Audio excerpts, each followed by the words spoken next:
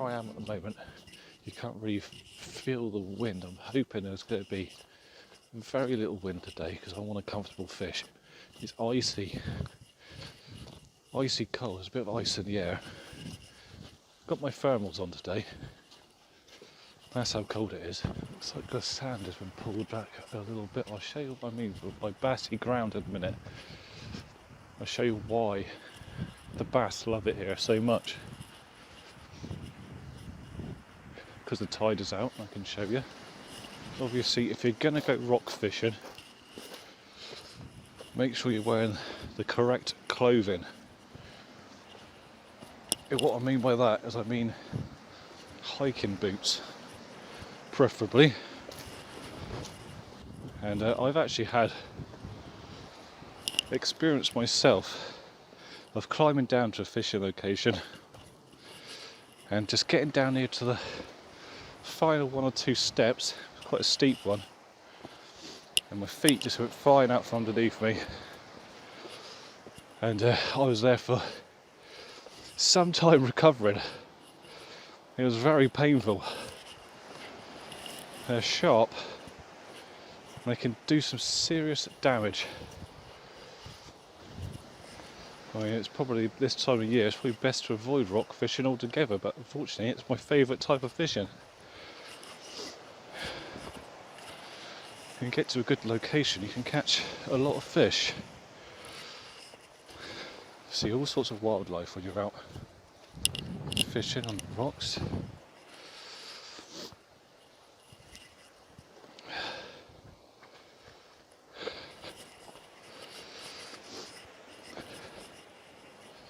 Up and out before, I've had because you're standing still for long periods of time, you can sometimes get the wildlife come right up close to you because they're wondering, why is that man stood there by himself doing nothing? Or is it a man? What is it? So they come over for a sniff.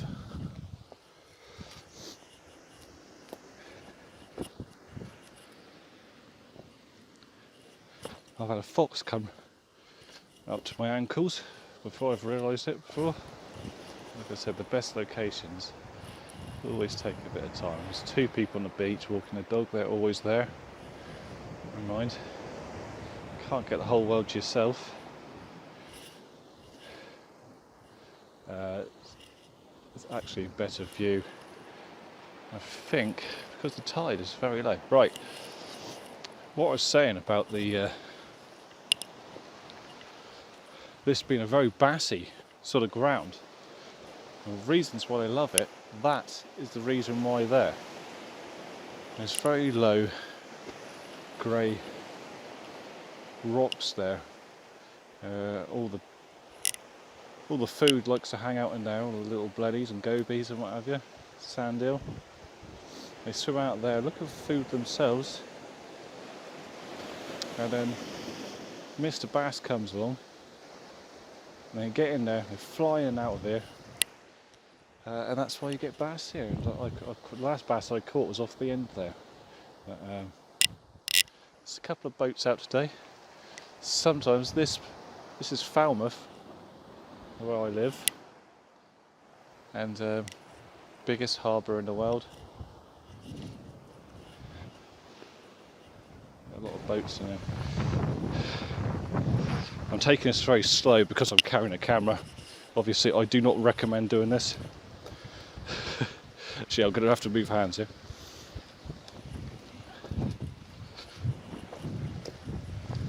I feel as if in today's age of fishing, there's so many options now. I mean, you've got the light rod fishing, you've got the, what I'm using is a 28 gram, max 28 gram Savage Gear lure rod, which is very comfortable. You can cast it all day, which is what I was after. It took me a long time to find a rod that I really liked, and I think this is it. And the braids that people use the braids that are used nowadays are so good. It just adds an extra sensitivity to fishing that you probably weren't aware of before. If you were just using monofilament, I highly recommend, if you're going to do any sort of oil fishing, switch over to braid and some fluorocarbon leader. It will change the way you look at sea fishing, trust me. This is the setup I'm using today. It's a slug go sand eel. It's got a slight bit of blue in there. I believe they call this a Texas rig. So it's weedless. I tuck the hook just back into it to stop me from getting caught in a weed.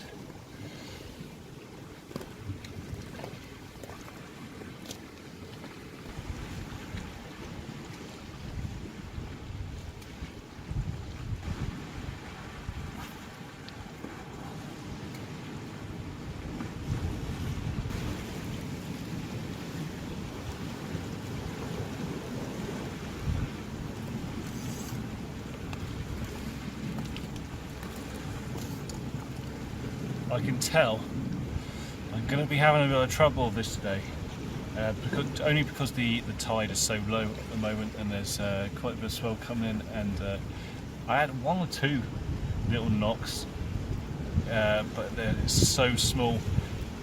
I'm going to switch over to a dropper setup and I'll show you what that looks like in a second. Of course, one of the best reasons for going out fishing the way I do as well is that you don't need an awful lot of gear, because you do lose them. You lose a lot of tackle. Sea fishing, you've got to come to terms with that. Don't get upset when you lose something, just make sure you're well prepared, because it's going to happen, trust me. Now, what I thought I might show you here is the way you connect two lines together. So this is your braided line, this is your fluorocarbon line, slightly different diameter, but what you do is you run them alongside each other like so, and we're going to start with the fluorocarbon side. Make a hoop. This is going to be quite hard with my gloves on, sorry. And you just turn it around, 1, 2, 3, 4, I'm going to go 5. Then you put it tight with 2. Not too tight, that'll do. Then you want to turn it around. That's what I do. And then grab your braided line. Do the same again. Make a hoop alongside the fluorocarbon. And then you're going to do exactly the same process with the braided line. So, 1, 2, 3,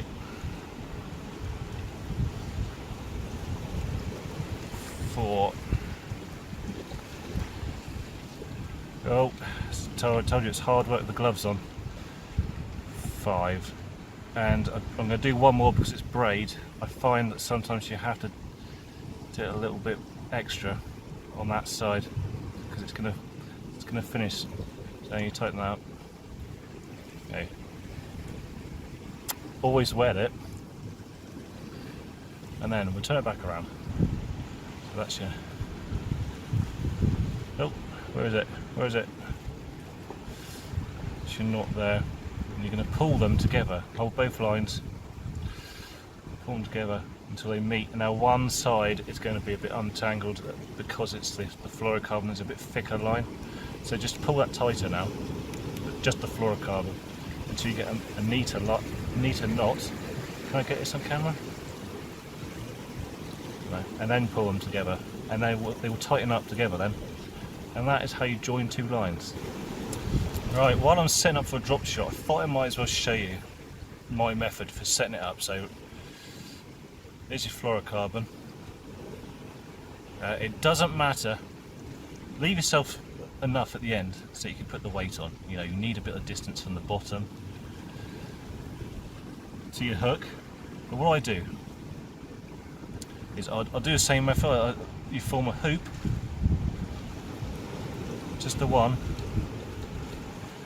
Now hold it like that, grab one of the line and keep turning it.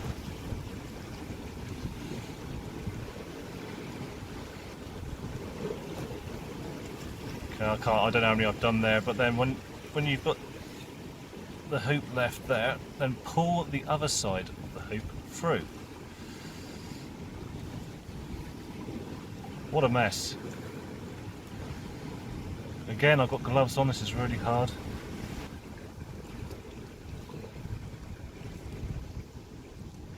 No.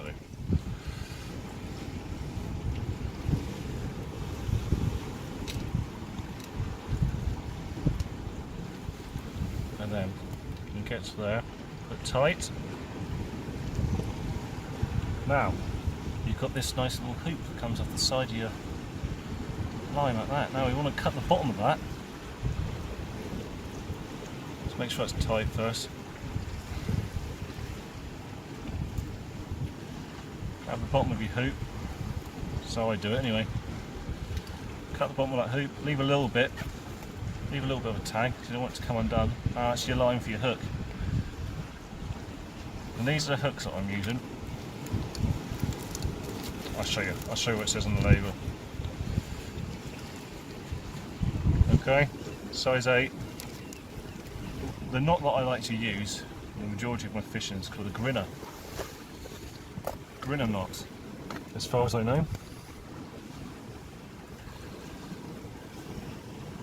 So what you do is you put the line up to each other.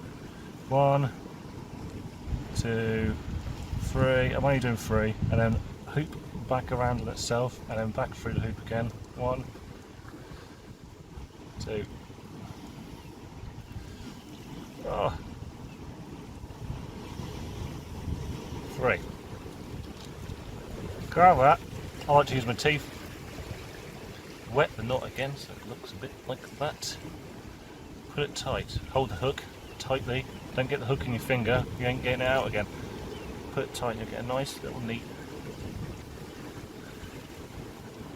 And that's not focusing very well, is it? Best thing about this knot is if a fish is pulling on it, it will only get tighter, it won't come off. Okay, these are the weights that I like to use. I can't remember who makes them, sorry, I've had them for a while. I don't seem to lose an awful lot, although they're designed so that you do lose them. Look a bit like that, it's not focusing. Oh, it is, here we go. Look a bit like that. And what you do is you get your fishing line, the end of your fishing line, the dropper part, you put that through there.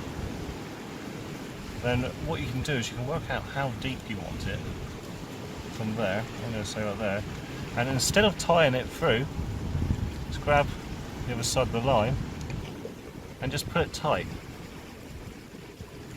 And you don't tie it or anything. What happens if that gets stuck in a rock somewhere and you just pull hard enough, it'll come free. So it's a really good idea. Don't lose your fish. And today I'm going to be using Para Isame, Mariku Isame. I believe that's how you pronounce it. I don't know. Parisum. Parisame. Amino acid boosted worms, and I like the white version. These have been around for a while now. They're no secret. They look like ragworm. I think that the thing is of these, they've been known to, they advertise as being just for small fish. But I've caught all sorts on these. Just put it through like that. You want to make sure that it fills the shank of the hook comes out looking like that, all wiggly tail. Or you don't have to have the tail, like just a small piece, just so the fish can get it in their mouth. That's the setup. Right, let's get to it.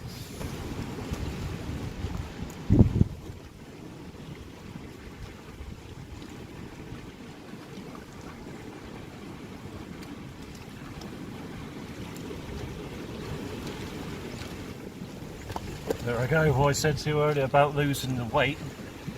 It gets snagged up. It's exactly what's just happened. Now, I'm not very comfortable here in this location, so I'm going to move on. Okay. We are ready to go. Back up the rocks. You've got to know when you're fishing when's a good time to move.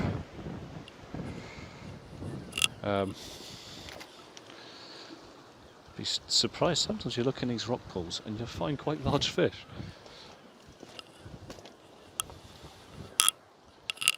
And I think the tide is pushing so much now. What time is it? 11:10.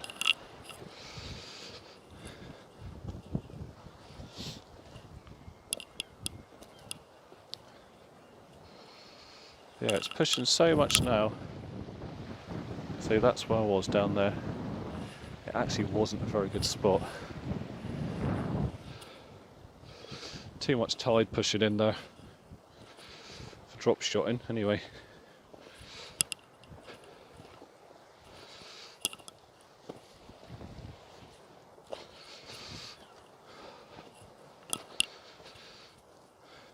And got to take safety into account. You don't want to be down there when that surprise big wave crashes over the top of you. Pretty good point actually, I should probably talk about that. There's pretty much one rule which is extremely important when you're fishing.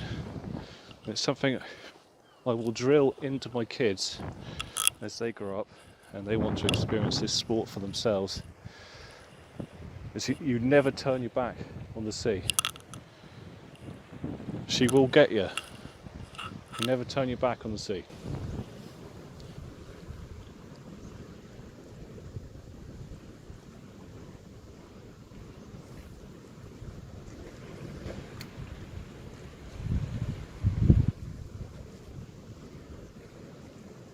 Let's get down here so you can actually hear me. I had a hook up then. He got away with my bait, but he went straight under a rock that's down there, and I couldn't get him out. I thought, that's it, he's going to snap me off on the rock, but I managed to get free in the end. Wasn't much looking forward to setting up again.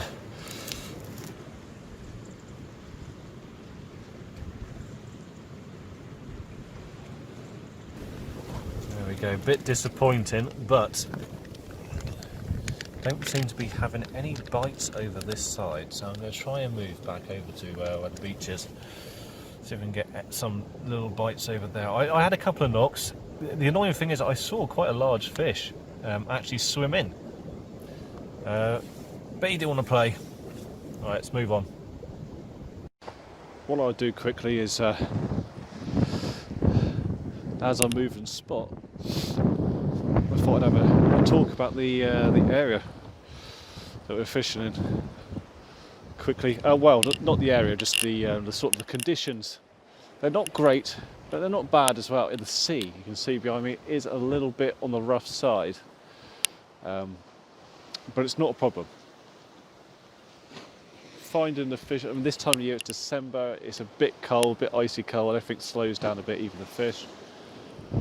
So it's not ideal. I've seen some cormorants out there catching some fish, doing a hell of a lot better than I am.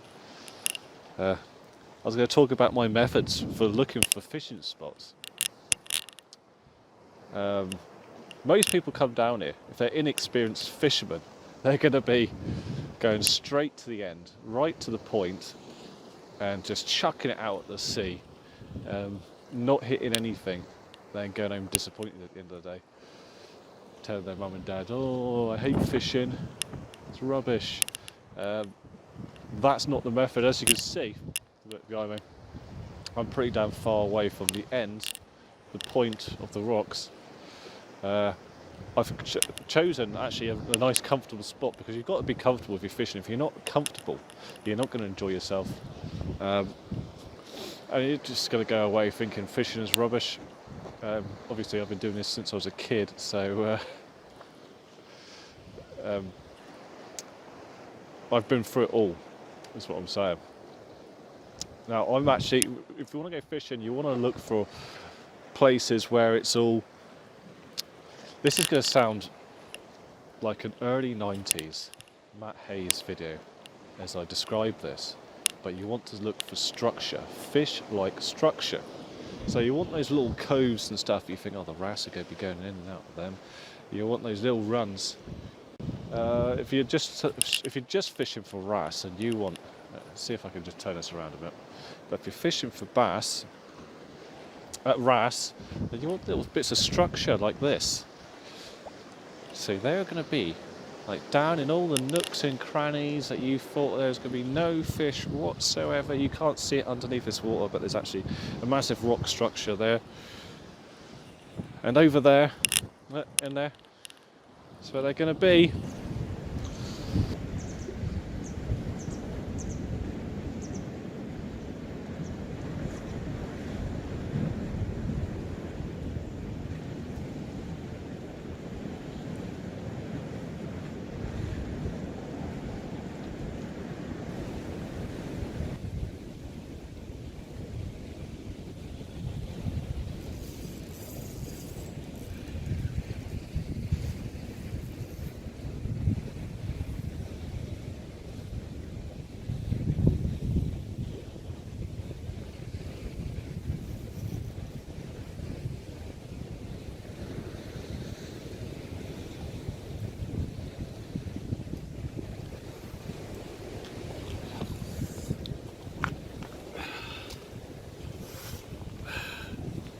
Oh, that. Oh, can't see it. That is what we came here for. What a cracking wrasse. Beautiful. Right.